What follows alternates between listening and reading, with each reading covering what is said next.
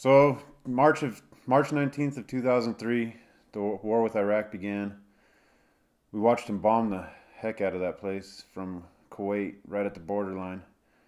And that night, following morning, we drove. We drove all the way to Baghdad over the course of 3 months, and it was hectic. 1, 2 hours of sleep a day, straight up for 3 weeks at a time. It would suck. It was horrible.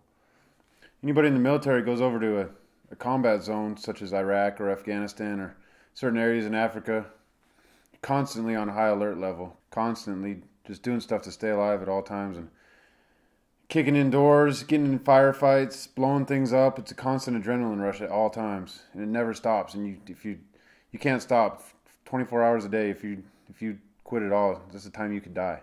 The minute you stop paying attention is the minute you can die. And so you have to remain aware and on your toes at all times, and it starts to add up. And eventually, if you're over there long enough, that starts to become the way that you are. It's who you are, what you become. And when you come back to the United States and when you try to adapt back to regular civilian life, just things are dull for you. Things are not what they used to. You don't find joy in what you used to. And for some, a lot of veterans, it's depressing. They stay at home. There's just no excitement in their lives anymore. So to combat this problem, we have developed a program called Xsports4vets, where we take combat veterans on extreme sporting activities. We go skydiving, we go whitewater rafting, river boarding.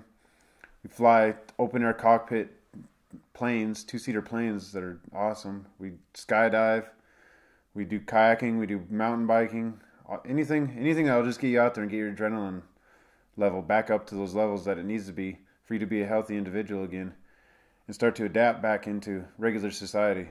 Nobody really wants to go sit in a counseling environment and lay on a couch. But when we're out, say we're out riverboarding right next to each other and you're getting to know the guy next to you and you're starting to feel a bond with him and communication starts flowing, next thing you know, our whole group of 10 to 12 starts communicating. And after our extreme session is over, we sit around and we talk and we have an occupational therapist and that helps us figure out what's wrong with maybe one of us, or just figure out how to deal with life better than you have been. And it's a pretty great program.